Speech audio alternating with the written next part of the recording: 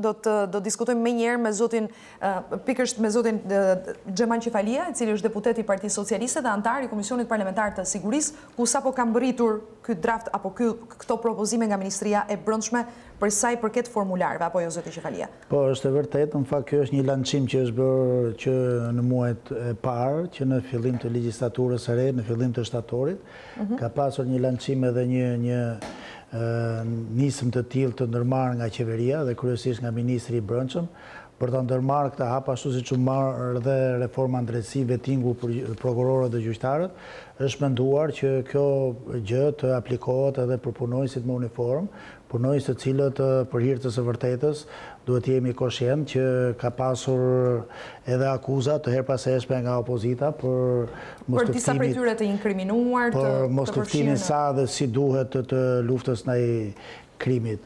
Por në tërësi performanca e policisë është për tu admiruar, pasi ka goxha suksese dhe janë shifrat dhe faktet të cilët tregojnë që ka një progres nga viti në vit për sa i përket uljes së kriminalitetit, uljes së vrasjeve. Po gjithsesi kjo është një masë e mirë, pse jo, për të verifikuar se cilët janë ato individ të cilët kanë edhe integritetin e tyre, por edhe anën e tyre profesionale, për të pasur një polici të denjë, për të përmbushur dhe një ndër objektivat dhe synimet të cilët ka pasur dhe në programin e vetë Partia Socialiste. Keni pasur mundësi të shqyrtoni draftin, propozimet që ju ka sjellë Ministria e Brendshme, Reporteri ka siguruar formularët që do t'i nënshtrohen natyrës trupa e policisë? Në fakt ka pasur biseda informale që janë zhvilluar me drejtues të lartë të Ministrisë, ka pasur biseda edhe me Ministrin e Brendshëm, por aq kohë sa këto biseda janë informale, këto do ndjekin të gjithë rrugën ligjore, atë çka si veprohet dhe me drafte të tjera ligjore, do drejtohen pranë komisioneve më parë pranë qeverisë dhe qeveria do t'i adresojë pranë zyrave të kuvendit, ku komisionet respektive dhe komisioni përgjegjës në këtë rast siç e citua dhe juve është komisioni i sigurisë, i cili do jetë primar, po natyrisht që do shoqërohet edhe te komisioni i ligjeve për sa i përket anës legjislative që të mos ketë ndeshje me ligjet e tjera, me respektimin e drejtave të njerëzit. Janë një sër komisionesh të cilët do ta kalojnë këtë draft dhe për të marrë formën përfundimtare në parlament. Dhe jam i bindur që brenda muajit mars do fillojë me herë implementimi i këtij ligji, i cili për mendimin tim do të krijojë dhe një impakt pozitiv te pjesa tjetër e shoqërisë, po pse jo edhe tek ato të cilët kanë dyshuar deri tani tek performanca apo tek lidhjet të disa individëve me element kriminal për mos luftimin sa dhe si duhet të krimit. Gjithsesi, kjo mbetet për të parë, unë shpreh bindjen që pjesa dërmuese e trupës së policisë, duke filluar nga kupola, por edhe duke zbritur deri te punonjësit e thjeshtë, ka një performancë shumë të qëndrueshme, pasi kemi një ripërtritje të policisë. Ju jeni dëshmitar dhe në kronikat tuaja keni keni paraqitur her pas here që ka pasur një fluks të jashtëzakonshëm të rish dhe të rejash të cilët kanë aplikuar për të qenë në radhët e policisë. Kjo ka bërë që të ulet ndjeshëm jo vetëm numri, të ulet jo vetëm mosha e policisë, por edhe të ketë njerëz profesionistë. Tash jemi dëshmitar, të gjithë deputetët, por të gjithë pushtetarët, askush nuk mund të kryejë rolin e të fortit apo rolin e të mosbindjes ndaj punonjësit të policisë. Tashmë policia gëzon të gjithë autoritetin e saj për ta kryer detyrën. Gjithsesi mbetet për të parë edhe ky draft dhe implementimi i kësaj që unë kam bindjen që do përfundoj shpejt dhe nuk do ketë një afat shumë të gjatë aq sa ç'është parashikuar. Mendon që është një proces që nuk do të kërkojë shumë kohë? Unë mendoj që nuk do kërkojë shumë kohë, pasi trupa e policisë tash është një trup e ripërtrirë, është një trup e cila është larguar shumë nga politika, nuk kemi më atë polici e cila ishte e lidhur drejt për drejt me segmentet caktuara të politikës. Kemi një polici profesioniste, nuk kemi më individ të cilët e merrnin gradën në mënyrë të pamerituar vetëm se paraqiteshin duke me kartën e subjekteve politike e cila ishte në pushtet. Tashmë kemi një polici gati profesioniste e cila po i afrohet dhe standardeve të tjera të policive të vendeve të rajonit. E kuptoj. Natyrisht është ende herët, jemi në fillim, po diskutohet drafti, por ne kemi parë vetëm, kemi mundur edhe të publikojmë edhe formularët, aty pyetet për pasurinë, për pastërtinë e figurës. Po do doja më konkretisht si për shembull mund të bëhet në mjet si procesi zbulimi atyreve policëve apo njerëzve në uniforma që janë të inkriminuar apo kanë lidhje me persona me precedent. Këto janë gjëra teknike të cilët do të krijohen komisione. Është shumë efektive, është një gjë shumë e thjeshtë, është një gjë e cila është e matshme, pasi ato jetojnë këtu në Shqipëri, kanë njerëzit e tyre këtu, kanë familjet e tyre këtu, dhe unë edhe nga kontaktet që kam pasur me disa nga drejtuesit e policisë, nuk është se ka pasur një shqetësim të jashtëzakonshëm për këtë veprim. Jam i bindur që kjo është një gjë shumë e thjeshtë, pasi komisionet do jenë komisione shumë transparente, madje do ketë një ekspertizë edhe ndërkombëtare për të pasur asnjësinë dhe për të mos konsideruar Vetingu si një gjueti shtrikash, por do bëhet në mënyrë transparente për çdo individ, duke parë jo vetëm anën e lidhjes së tij me krimin nëse do ketë, por edhe mënyrën se si e ka vënë pasurinë, apo cila është performanca e tij për sa i përket përgatitjes profesionale, pra një sër faktorësh dhe komisionet të cilët do ndërthurin aktivitetin e tyre midis njëri tjetrit për të përmbushur me sukses një detyrë të tillë. Nuk është në një hata e madhe kalimi i kësaj hallke. Ashtu siç po veprohet edhe në Vetingu në sistemin e drejtësisë, besoj që tashmë është krijuar e reja dhe kjo do ketë një avantazh pasi është modeli se si do veprohet. Okej, kur thoni komisionet, e keni fjalën komisionet që do të shqyrtojnë gjithë këtë proces. Komisionet të cilët do patjetër, do të jenë ad hoc, pra. Po do jenë komisionet të përbashkëta, do jenë komisionet të ndërthurur me pjesëmarrje të qytetarëve, do jenë jo vetëm forca politike. Jo vetëm forcat, absolutisht, nuk do kenë lidhje forcat politike për të ndërhyrë, se atëherë do bëjmë në vend që të krijojmë Vetingun, do krijojmë një hilaritet brenda radhave të policisë dhe do të bjeri lufta ndaj kriminalitetit do ulet. Kështu që atje do jenë njerëz profesionistë, do jenë njerëz të paanshëm, do jenë institucionet e kontrollit të pasurisë, do jenë institucionet të shërbimit të brendshëm, pra janë një sër komisione të cilët do operojnë në mënyrë transparente.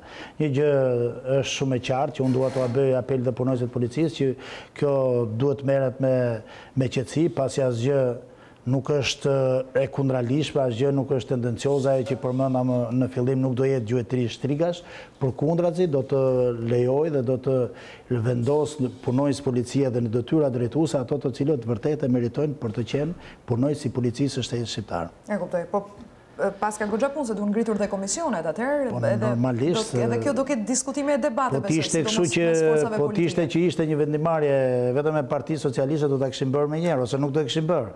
Por ne jemi Partia Socialiste, ne jemi ato të cilët i kryejmë këto reforma, sepse kanë qenë edhe forca tjera politike në pushtet dhe nuk i kanë krijuar. Tani dalin edhe bërtasin më të madhe që ne kemi marrë pjesë në reformën drejtësi, madje votat tona kanë qenë domosdoshme për të arritur 140, por këto i ka ndërmarrë vetëm Partia Socialiste dhe leadershipi i saj për të pasur një polici të shtetit shqiptar, që edhe kur të ndodhi rotacioni, policia e shtetit jetë policia e shtetit, mos jetë polici e partive partijake. Me që jemi tek pjesa e procesit Vetingut, edhe do doja t'ju pyesja edhe pak për sa i përket zhvillimeve të fundit, sidomos në besoj jeni ndjeni. Për protestat. Jo, për prokurorin, përpara se të kalojmë tek politika. Besoj jeni ndjeni për vendimet që ka marrë Prokurorja Marku dhe kundërshtimet që kanë dy prokurorët, drejtuesit e prokurorive të Durrësit. Unë jam informuar nëpërmjet medias për veprime të tilla. Faktikisht Prokurorja është në krye të detyrës dhe për aq kohë sa është në krye të detyrës ka të gjithë përgjegjësinë, natyrisht edhe kompetencën për të ketë që gjithë institucioni i saj të ketë mbarvajtje në aktivitetin e luftës ndaj krimit. Dhe këto janë lëvizje administrative, nuk janë lëvizje procedurale, janë lëvizje administrative të përkohshme për aq kohë sa që do jetë një kohë shumë e shkurtër, për aq kohë sa të krijohet KLP-ja. Këshilli i Lartë i Prokurorisë, të cilët do kenë të gjithë kompetencën për të ndërmarrë veprime të tilla apo lëvizje të tilla.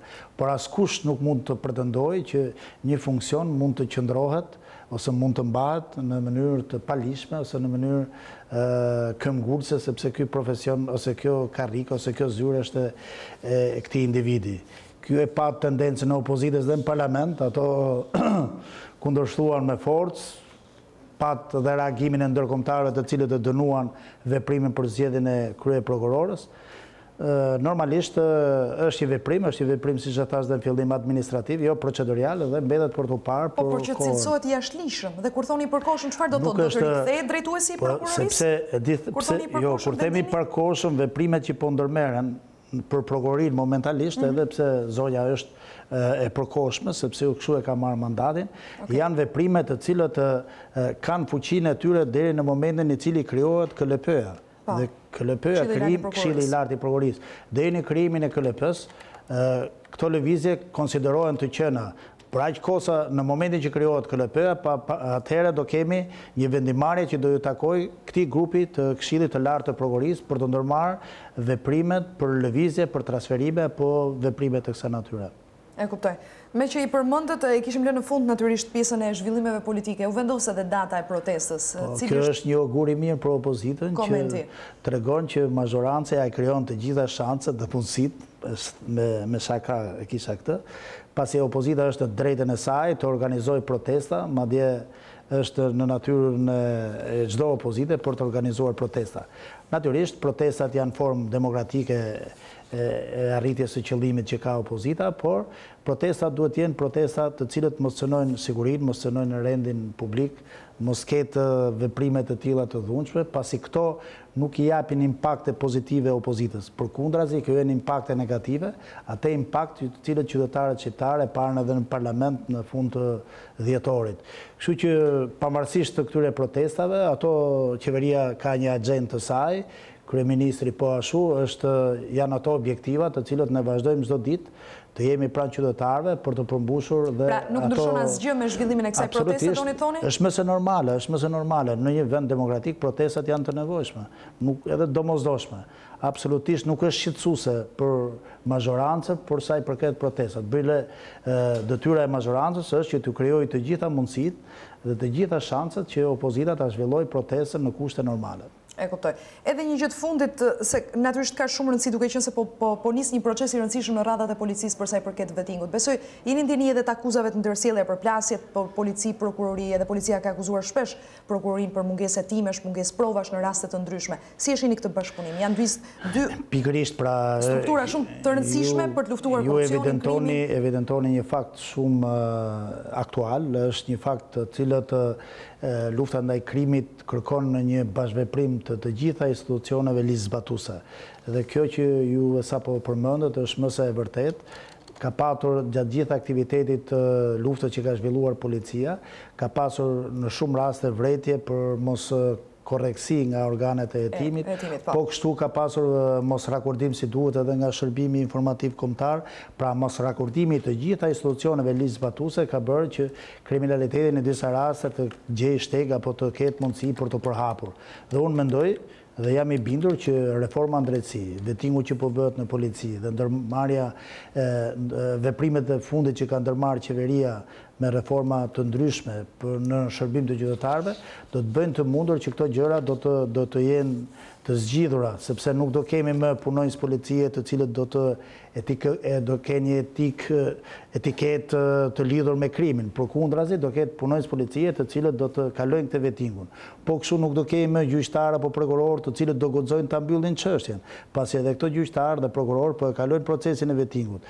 Të gjitha këto do të bëjnë të mundur që Shqipëria të jetë një vend për të cilën dhe ne aspirojmë që të... Domethënë, vetingun e shihni si ndihmës për të forcuar bashkëpunimin Prokurori Polici. Është absolutisht një ndërmarrje shumë pozitive dhe me ndërmarrjen e të gjithë këtyre reformave të jeni të bindur që ne shumë shpejt do marrim dhe si ariqim për atë që aspirojmë të gjithë për çeljen e negociatave dhe kjo do jetë një augur i mirë që Shqipëria në vitin 2018 me këtë qeverisje dhe me këtë majorancë arrin të bëjë dhe çeljen e negociatave. E kuptoj. Dakord, zoti Qefalia, faleminderit për gjitha detajet. Faleminderit juve dhe punë të mbarë, gëzuar dhe 2018.